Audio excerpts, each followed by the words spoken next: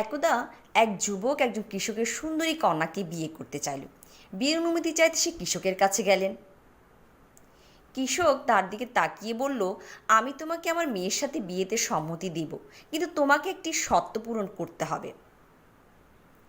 তিনি শর্ত দিন এই বলে, যুবক যাও এবং মাঠে গিয়ে দাঁড়াও। আমি শস্যঘর থেকে 3টি ষাঁড় ছেড়ে দিব এবং তোমাকে এই 3টি ষাঁড়ের যে কোনো একটি লেজ ধরতে হবে। আর একটি লেজ ধরতে পারলেই তুমি আমার মেয়েকে বিয়ে করতে পারবে। যুবক মাঠে গিয়ে ষাঁড় ছাড়া অপেক্ষায় দাঁড়িয়ে রইল। শস্যাগারের দরজা খুলেই বেরিয়ে এলো তার দেখা সবচেয়ে বড় ষাঁড়ের একটি। তাই যুবক সিদ্ধান্ত নিল যে এটিকে ছেড়ে দেবে এবং দ্বিতীয় ষাঁড়ের জন্য অপেক্ষা করবে। তাই সে প্রথম ষাঁড়টির লেজ না ধরে এটিকে যেতে দিল। এবার শস্যাগার হতে দ্বিতীয় ষাঁড় বের হলো। এটি আগের ষাঁড়ের চেয়ে বড় এবং এমনকি আরও বেশি হিংস্র ছিল। এবার যুবক ভাবল যে পরবর্তীটি আরও ভালো পছন্দ হতে পারে, তাই সে দৌড়ে পাশ দিয়ে ষাঁড়টিকে যেতে দিল। এখন শস্যাগারের দরজা দিয়ে শেষ ষাঁড় বেরিয়ে এলো। এটি অন্য দুটি হতে সবচেয়ে দুর্বল ষাঁড় ছিল। তাই যুবক নিজেকে স্থির করলো এবং এটি ষাঁড়টি লেজ ধরতে প্রস্তুতি নিল।